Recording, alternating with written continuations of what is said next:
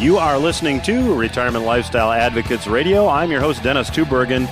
Glad you decided to tune in today. Joining me today in segment 2 of the program is 40-plus year Forbes columnist Dr. A. Gary Shilling. Dr. Shilling will share with us some really great information from his most recent newsletter, Insight, and we'll also be able to get his economic and financial forecast. You'll want to stay tuned for that. Often here on the program, we talk about the effect that private sector debt levels have on the economy. I mean, an analogy that we can use to explain this is that if you and your household have a lot of debt and a good portion of your income is consumed by servicing that debt, it makes it hard to buy something else on credit, or it makes it difficult or more difficult to save money to buy something. Well, that's the case when the collective debt in the private sector gets too high as well. And as we've said on past programs, debt levels are once again back up there near where they were prior to the financial crisis. One of the areas in which debt levels have really risen is student loan debt. Student loan debt now sits at an all-time high of about $1.5 trillion. That's nearly double where it was just 9 years ago. So student loan debt is increasing exponentially, and it's having a big effect on higher education and the way many people view higher education. Now, Kevin O'Leary, if you've ever watched Shark Tank, you'll probably know Kevin as Mr. Wonderful, recently commented on this very topic. He said, "I don't recommend college for everybody. The fact is there's a lot of trade schools that would help you make a lot more money. Be a plumber. They get rich," he says. "Everybody has to have a plumber, even in a recession." O'Leary says, you really need to think about school as an investment. It's going to cost you money and it's going to create a debt for you in many cases. Now that is really good advice. Merrill Lynch and AgeWave recently did a study and reported that 36% of college graduates who were paying off student loan debt said the debt they incurred to get a college education just wasn't worth it. Now, O'Leary was quoted in a CNBC article, and the CNBC article listed occupations that pay more than $55,000 a year and don't require a college degree. Some of these jobs include makeup artists, construction inspectors, building inspectors, electric power line installers, and repairers, just to name a few. O'Leary says that those pragmatic type careers are good options. He says when you think about all the trades, there's so much demand for this that people often overlook them, saying, "I'm going to poo-poo that career." O'Leary said, "Why? You can get rich a lot faster than getting a history major."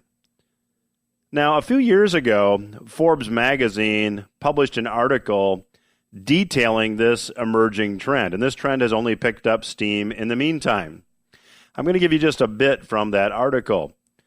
Recent graduates of the South Dakota School of Mines and Technology earned more on average than those graduating from Harvard.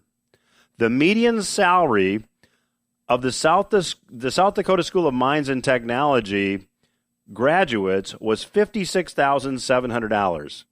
By contrast, the median salary of Harvard graduates, where the tuition is 4 times that of the South Dakota School of Mines and Technology, was $54,100.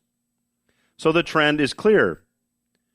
Traditional higher education costs are rising, and a diploma from an institute of higher learning just isn't worth what it used to be. Now, what's contributing to this? Well, ironically, one of the factors is the wide availability of student loans. There's an economic principle behind this.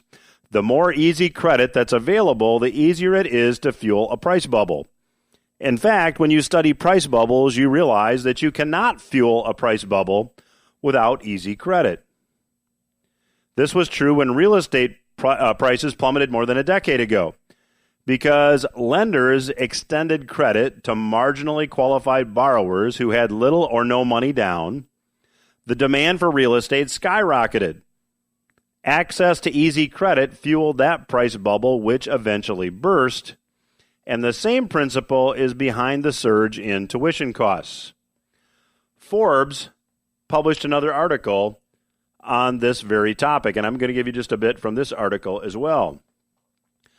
Among the many sayings dubiously attributed to Albert Einstein is that the difference between stupidity and genius is that genius has its limits.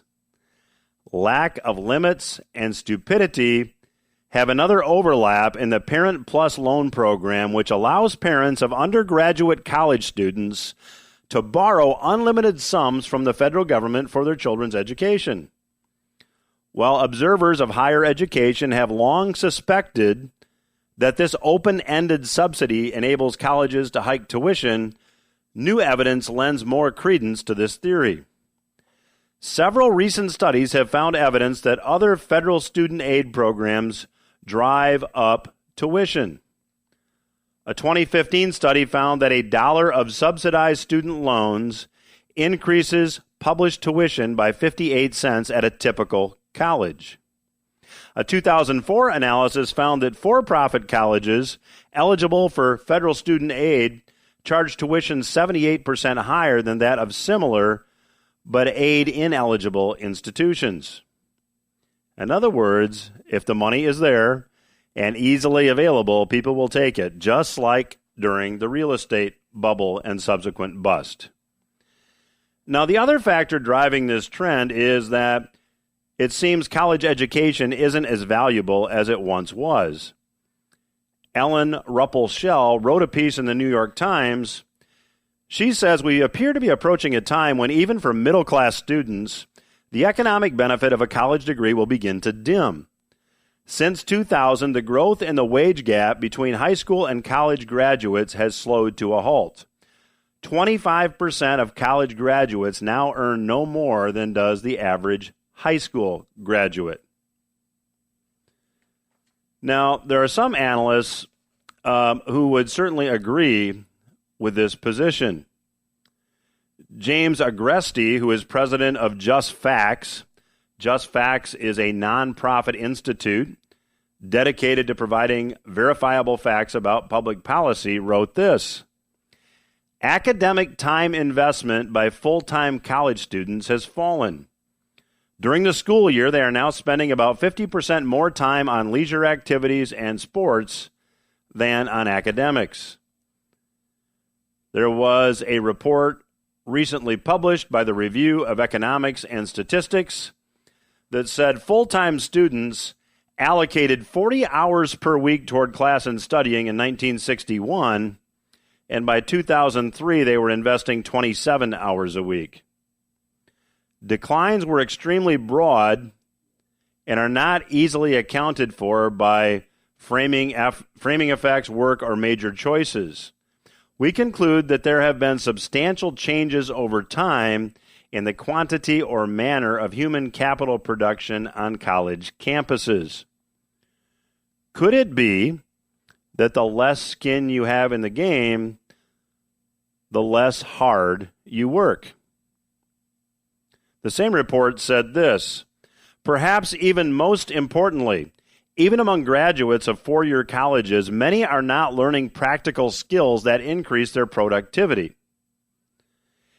In 2014, Professor Richard Arum of New York University and Assistant Professor Josipa Roxa of the University of Virginia published a study using the Collegiate Learning Assessment to measure critical thinking, complex reasoning, and writing skills of 1,666 full-time students who entered four-year colleges in the fall of 2005 and graduated in the spring of 2009.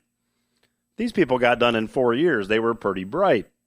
The authors found that if a test were rescaled to a 100-point scale, 1/3 of students would not improve more than 1 point over 4 years of college. That is a dismal statistic. Debt and easy credit often produces results opposite what one would think they might. We talk about these private sector debt levels in the book, New Retirement Rules. If you've not yet requested your free copy, you can do so by visiting newretirementrulesbook.com and requesting your copy of the book. The website again is newretirementrulesbook.com. I'll be back after these words with Dr. A. Gary Shilling.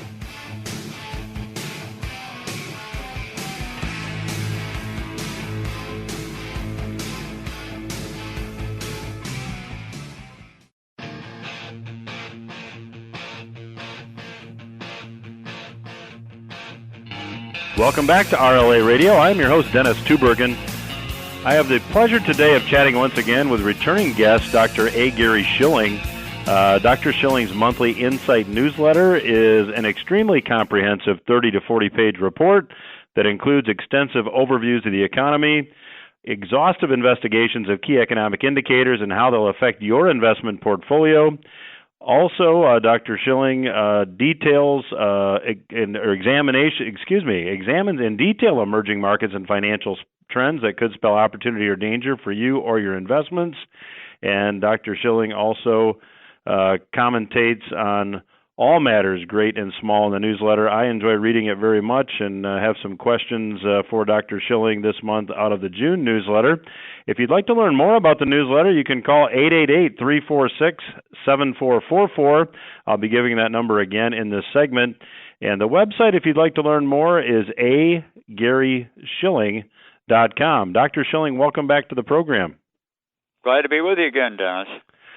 Well, Dr. Shilling, you make quite a statement in your June Insight issue. It says, you state the very first line, a U.S. recession probably started in the current quarter. Why do you believe that? It's simply all the indicators that point that way.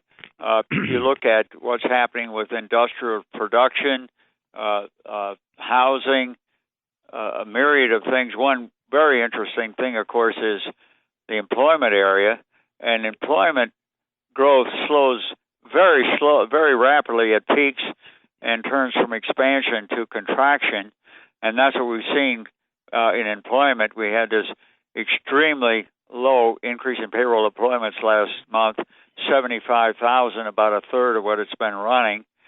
And another key factor here, which you always have it at economic peaks, is downward revisions. The revisions in data tend to be downward at peaks. They're upward at troughs, but when you see a number of them that are downward, that's usually a pretty clear sign that the economy is slipping. And of course, we have it on a global basis. You look at the Organization for International Cooperation and Development. Their leading indicators, that's been declining. Back in the U.S., the New York Fed's index for recession forerunner, that's gotten up to recessionary levels. There's a whole myriad of statistics that point that way. So, Dr. Shilling, recessions obviously come in varying degrees of intensity. How do you see this one playing out? I think it'll be an average recession by post-World War II standards. There's nothing there that suggests we've got a big decline that comes with usually a crisis. And there were three of them I would point out in earlier years. One was in the early 70s. We'd had rampant inflation in the late 60s. Many businesses thought it would last forever, so they double and triple ordered inventories. They wanted to get them in before the prices went up. Well, what happened is all those inventories arrived, and they had to cut production to get rid of them, and that gave us what then was the most severe recession since the 30s. I don't see anything like that now. And then we had two financial crises. One, of course, was led by the dot-com blow-off in the late 90s, a socks to puppet kind of nonsense. And, of course, most recently, the most severe recession since the 30s, the 2007-2009 economic decline, which was really the result of this huge housing bubble in subprime mortgages that literally collapsed. I don't see anything like that at the moment. There are possibilities. I mean, there's certainly a lot of corporate debt out there, much of it at triple B rated, and that's only one step above junk. And if it gets downgraded, then a lot of institutions can't hold junk-rated securities. You can get a cascading effect. You've got underdeveloped countries that have borrowed heavily in dollars. Dollars rallying, it means it takes more of their local currency to service them. And of course, the trade war with China, if not Mexico and Europe, that you don't know how that's going to play out. And Trump's strategy seems to be to keep everybody on edge, but that certainly could create so much uncertainty as to turn a run-of-the-mill recession into something much more severe. And Dr. Shilling, how do you think the Fed is going to react? I mean, there's a lot of political pressure now to have the Fed reduce interest rates. Do you think that that'll be a reality? Oh, sure. The Fed is, as usual, behind the curve. They have all kinds of forecasts, but when you look at how they actually run monetary policy, they do it on the basis of current data. They try to react quickly because there are lags with which monetary policy takes effect. But they up through late December were raising rates, they believed in this Phillips curve that said the low unemployment was going to spawn inflation. It hasn't, but they were more wrapped up in the theory than they were looking out the window of reality. They finally decided to switch, and I think that was Jay Powell.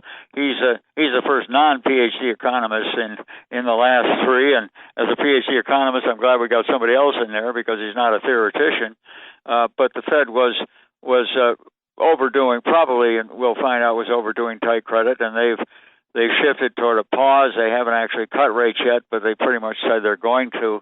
So they are shifting gears. But what the Fed does at this point won't really have any effect on whether we have a recession or not. Now, I know that equity investors who look back at the Fed and all that Fed largesse, knocking rates down to zero, and then all the quantitative easing, that, in my mind, is what propelled stocks from their low in March of 2009 till their high of last year. And everybody says, okay, if the Fed cuts rates, it's all clear, nothing else matters. But you say, why does the Fed cut rates? Fed cuts rates because they're worried that they've overdone and precipitate a recession. And if you look at the releases from their meeting, from their Fed meeting on June 19th, and then Chairman Powell's press conference, they're very worried about a recession, if you read between the lines. So do we see rates, in your view, going back to zero again? You mentioned in your newsletter that there are negative interest rates now in Europe and Japan. I think I had a guest on the program that said it was the equivalent of 12 trillion U.S. dollars at negative interest rates, if memory serves, which in and of itself seems like lunacy to me. But do we get back there again? Oh, I think so. But in contrast to the European Central Bank and the Bank of Japan, the Fed has basically said they're not going to go to negative rates. Those two central banks have negative rates. The whole idea is that if you pay people to borrow, they'll borrow more, spend, invest, and so on. But the opposite has happened. Rather than do that, people say, oh, my goodness, my assets they're actually appreciating with negative rates. I'm going to have to save more for retirement or to buy a house or whatever. So it has the opposite effects. It increases savings as opposed to spending and investing. The Fed says they're not going to go below zero. But what they have said, and there was an important study by the economists in Federal Reserve Board in Washington last year that basically said if they get to zero, then they would turn to more quantitative easing. Now, that didn't do much good earlier. Most of it went into stocks as far as I can analyze it, but they haven't got much else they could do. So at what point do investors, I read an article that Vladimir Putin is saying the dollar can't be the reserve currency anymore, and a lot of that may be, just the normal back and forth that we get. But at what point does all this quantitative easing and negative interest rates, at what point does it stop? Well, it probably doesn't stop until you have a semblance of economic growth. And Europe is in much weaker condition than the U.S. Japan has been in a deflationary depression for 20 years. They've had deflation more times than not. And, of course, that has encouraged people to save, to postpone spending, to save, because they say prices are going to be cheaper later. And if you look at what the Fed's statement was on June 20th. They said that very clearly. They're worried about the effects of low inflation deterring spending and resulting in a weaker economy. So I think that this is going to take a long time to play out, and it may be some years before you see anything but a deflationary environment. Long run, the norm in peacetime in this country is deflation. Inflation is a wartime phenomenon, interestingly enough. And we very well could see chronic deflation. It doesn't mean low growth necessarily. The latter half of the 1900s, we had the most rapid growth we've ever had for 30 years, and wholesale prices were declining over 2% a year on average. So it's not the end of the world, but it's a different world, and the adaptation to it is something that is going on now. And the Fed, first and foremost, is struggling with adapting to this new environment. They simply cannot quite accept it. So, Dr. Shilling, we have we have low interest rates, we have negative interest rates in some parts of the world. We've had quantitative easing, which is basically money creation. How can we possibly have those policy responses and deflation? Can you explain that to the listeners? Well, it simply says that deflation is a matter of having more supply in the world than demand. If you have that, you have prices going down. If you have more demand than supply, prices go up. I don't think it's any more complicated than that. And when you look at the situation now, you look not just at the U.S., you're looking at it on a global basis. And with the transfer of Western technology to very cheap production venues, first and foremost China, the world is just potentially flooded with excess productive capacity. And of course now you got India, who's really the 800-pound gorilla in the room.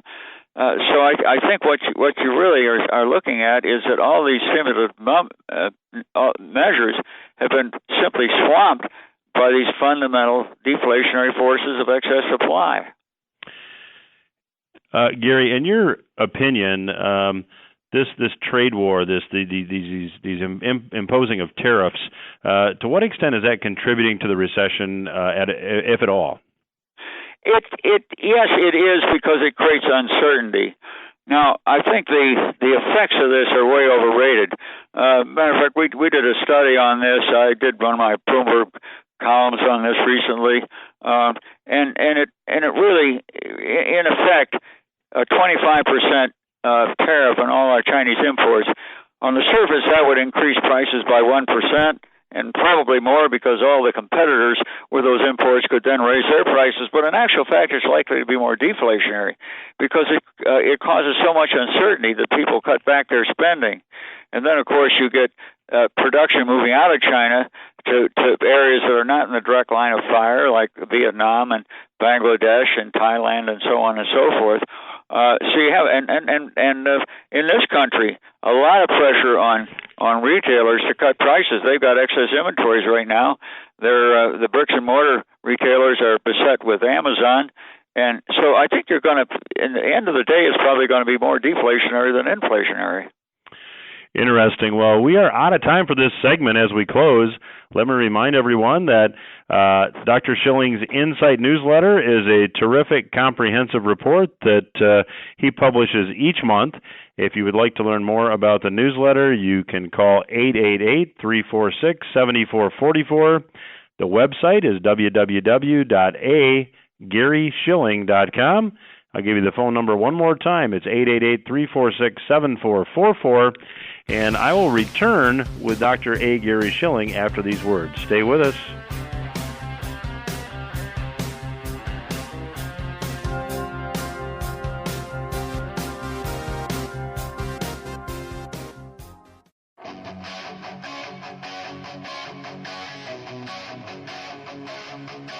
Welcome back to RLA Radio. I'm your host, Dennis Tubbergen. I have the pleasure of chatting once again today with Dr. A. Gary Shilling. If you're just joining us, Dr. Shilling's Insight newsletter is a terrifically comprehensive 30 to 40-page report that includes extensive overviews on the economy as well as investment forecasting. If you'd like to learn more, 888-346-7444 is the number.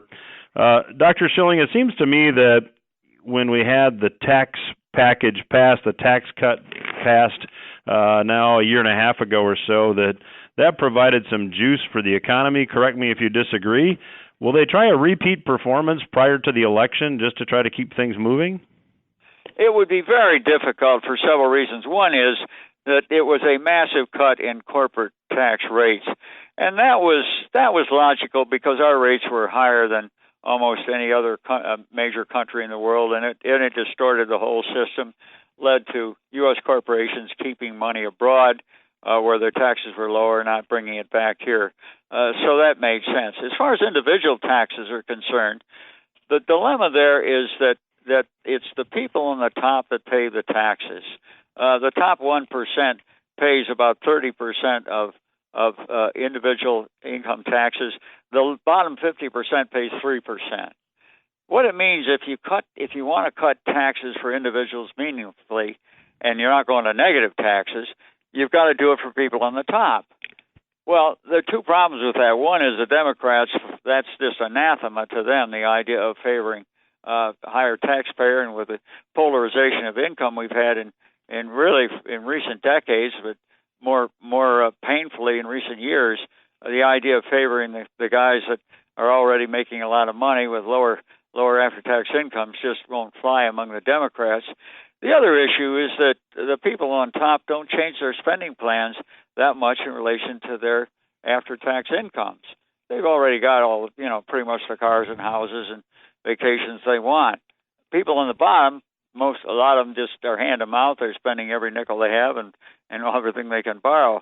So they're much more responsive. But the people on the top, you don't get really much bang for buck with changes in tax rates. So for those two reasons, I don't think it's likely to see anything in individual tax cuts. As I say, corporates, they've pretty well done that. So I think that the stimulus, which will come in reaction to the recession that I think we're probably already in, probably it'll be infrastructure spending. And there's widespread agreement among Democrats and Republicans that we need to improve our roads and streets and airports, train stations, et cetera, et cetera. The hang-up has been how to pay for it, and the Democrats basically say, well, don't worry about the funding. The Republicans want some private involvement and so on. But now I'd say that the fear of deficits has largely disappeared in Washington, and you get into a recession, any incumbent is worried and wants to be on the side of the angels. So I think we're in a recession. You'll probably see some very substantial infrastructure spending bills. So, Dr. Shilling, to what extent is private sector debt playing into your assessment that we're in a recession, if at all? When you look at student loan debt, you look at credit card debt, you look at auto debt, those debt levels are all very high, and obviously that has to be somewhat of a drag on new spending. Well, it is, but probably not as much as you might think. I mean, the student loan debt is a serious problem. But if you look at the reality, most of these people who are coming out of school with big debts, they're simply not paying them. That's why the delinquency rate is very high. And some of them, of course, are into these plans where they pay a percentage of their income for the next 10 years or so, and after 20 years, it's all forgiven. So it may be a psychological strain, but it isn't extracting a lot of money from the economy. Auto debt is very much linked one-to-one with auto sales. About 85% of cars on the road are financed on time, and so if you have strong auto sales, you have a big auto debt. But it really, of course, it has to be repaid. Those things are drags. But on the other hand, mortgage debt has been worked down since the collapse in subprime mortgages, and that's brought if you look at the overall amount of individual borrowing, credit cards, auto loans, student loans, mortgages, and so on. You look at all of that in relation to after-tax income. It's actually declined substantially since 2000. Well, the peak was in 2003. It peaked out. The ratio then was about 130%. Now it's 94%. Now it's still above the long-term average of about 85%, and I think it'll be worked down further in future years. But it's not something that's brand new on the horizon. Well, if you're just joining us, we're chatting today with Dr. A. Gary Shilling. The website is agaryshilling.com. And if you'd like to learn more about his Insight newsletter, the phone number is 888-346-7444. So based on that last comment, Gary, give the listeners your assessment of the housing market and then maybe a forecast moving ahead. Yeah. Well, housing is very interest rate sensitive. It's a small sector of the economy. It averages about 4 or 5% of GDP, which is the sum of all goods and services produced per year. But since it's so volatile, it is important. Now, of course, housing had a huge run-up with the subprime nonsense. People who couldn't afford chicken coops were technically owning mansions, but that collapsed, and it never has recovered that much. And of course, you've had a big swing to rentals as opposed to home ownership. Home ownership it's recovered some, but it's still depressed. So housing is not a very vulnerable area right now. It's not a major player in the economy. Now, we did have, of course, the earlier run-up in interest rates with the Fed starting in December of 15 raising rates, and some of that work on the short end spills over to 10-year Treasury yields, which are pretty much the link to 30-year fixed-rate mortgages, very strong linkage between those two. So you did have some increase, and it was detrimental to housing. Now, of course, interest rates are going down, and you're getting the opposite effects. There's been a big jump in mortgage refinancing recently and so on. Housing is probably getting near the bottom, but the financing, the affordability is one thing, but people's willingness to go out and make the commitment for a new house is something else. If you're in a recession, when jobs are disappearing, the two obviously do have offsetting effects. And you usually don't get strong revival of housing until late in the recession, but it does tend to revive before the general economy because interest rates by then are declining, and not only the Fed reducing rates in reaction to the recession, but simply the fact that in a recession there's less demand for credit, and Treasury bonds are a safe haven, and that spills over to 30-year fixed-rate mortgage rates. So, Dr. Shilling, given that we're expecting or you're forecasting that we'll probably see interest rates decline here, what does that do to stocks? What is your forecast overall for equities? I think equities are very, very expensive. If you look at it in a long-term sense, they're about 40% above their long-term average right now. And they've been that way since the early 90s, so if those long-term averages still hold, you're probably going to see lower price-earnings ratios in the future. I would say we're probably in a period of much lower stock appreciation, and they could be pretty exciting for a number of years. Of course, that's longer term. In the immediate situation, you've got so many signs that are pointing to recessions, and one of the key ones has been the decline in Treasury note and bond yields. But stocks have held up, and I think it's because I mentioned earlier, investors have looked back to the Fed, and all its money it pumped out, pushing up stocks from their low in March of 2009 to last year, and they say as long as the Fed is easing, everything is fine. Well, again, they have to worry about why the Fed is easing. So I think that stocks probably have a decline there. Now, we've looked at it, and if we have an average recession and take out those three special ones that I noted in an earlier segment, then and you have an average decline in stock prices from the peak, you would end up with a decline from the peak of about 22%. But that wouldn't take you much below where it was on Christmas Eve.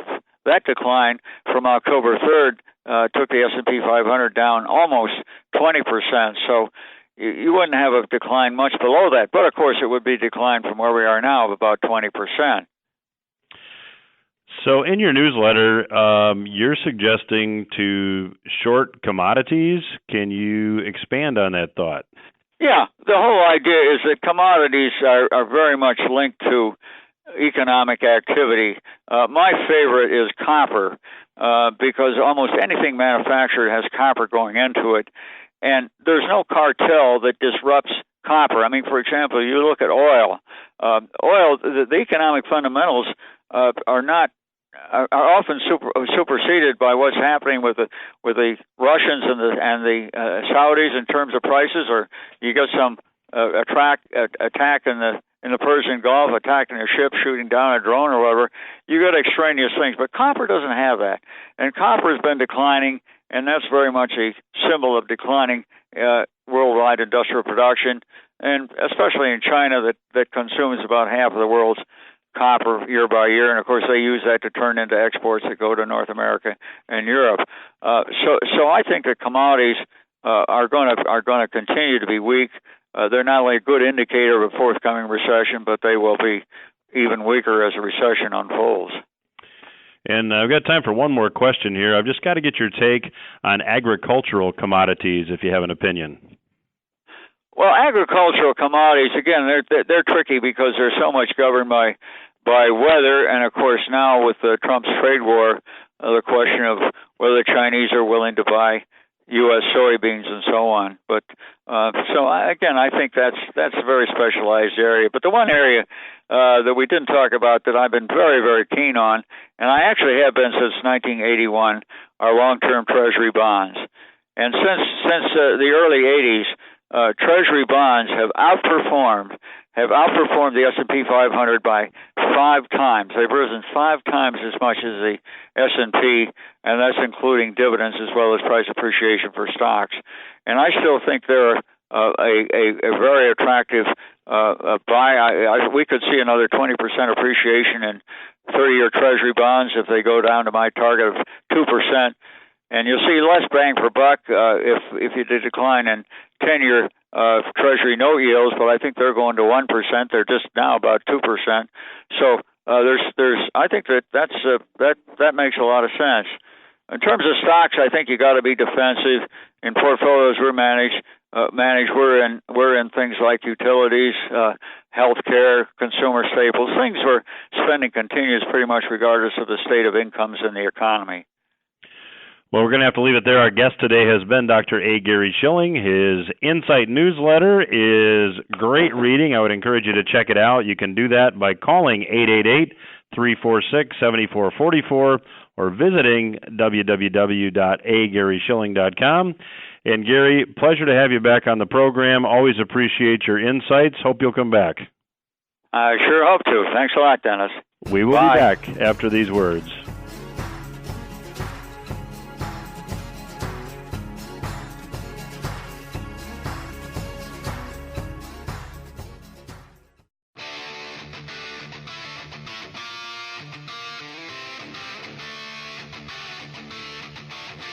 This is RLA Radio. I am your host, Dennis Tubbergen.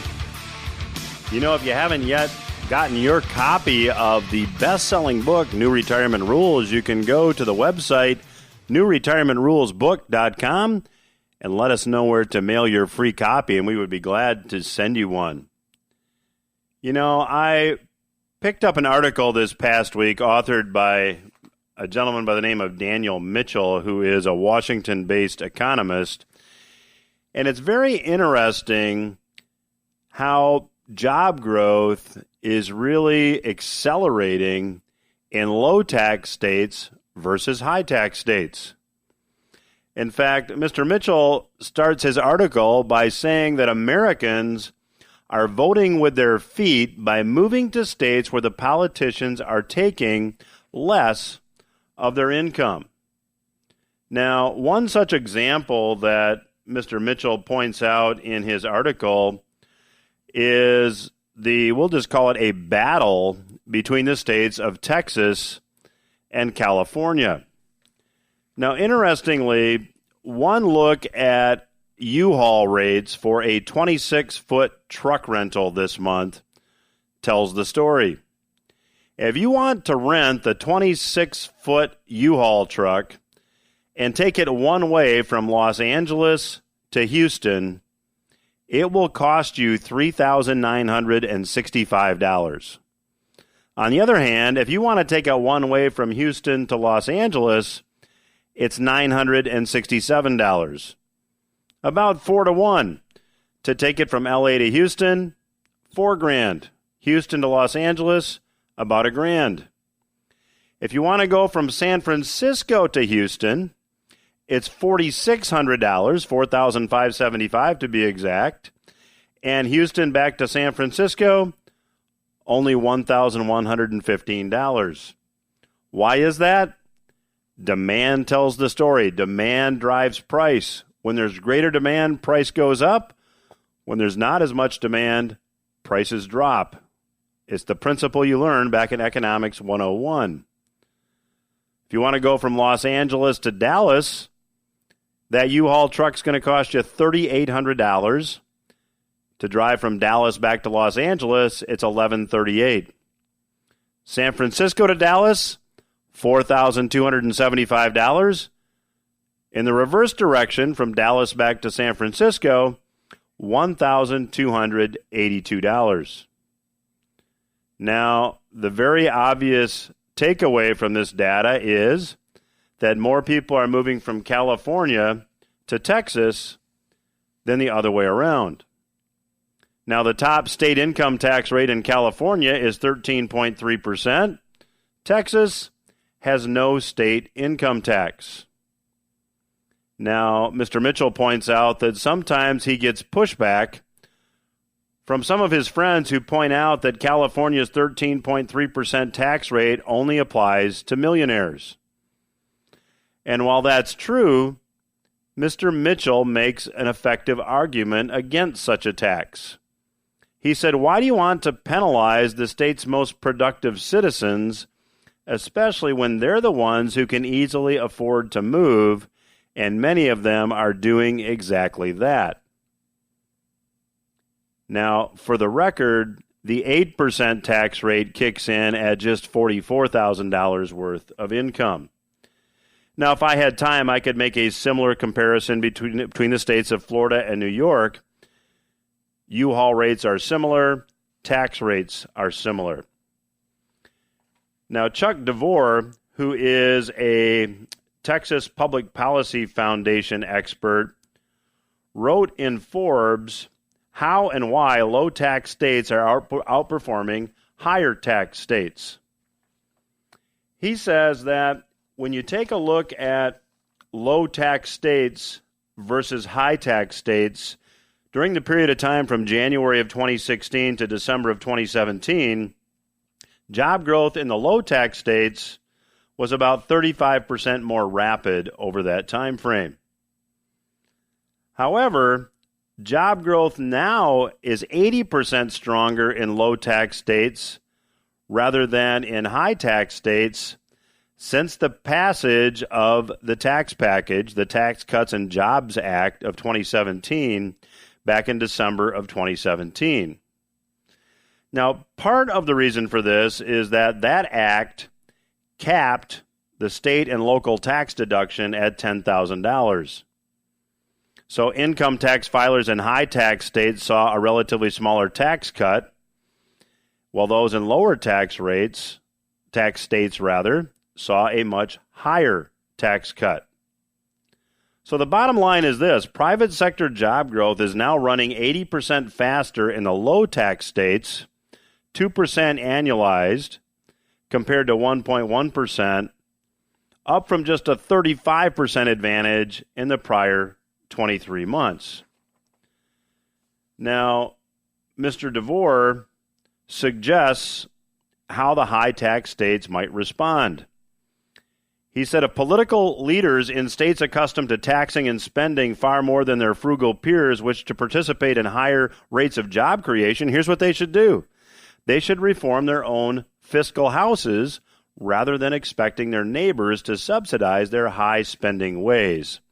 But that does not appear to be happening. Illinois is a high tax state. The new governor there, J.B. Pritzker, wants to undo the state's 4.95% flat tax and impose a progressive tax with a top rate of nearly 8%. The same is happening in New Jersey, where Governor Phil Murphy is proposing $1.7 billion in new taxes. We talk about all matters economic and how it affects you and your nest egg in the new Retirement Rules book. I would encourage you to visit the website, newretirementrulesbook.com, to request your copy. We also have resources at our website, retirementlifestyleadvocates.com. You can go check out our resources there. Again, that website is retirementlifestyleadvocates.com. You can also download the podcast of this program there as well. That's our program.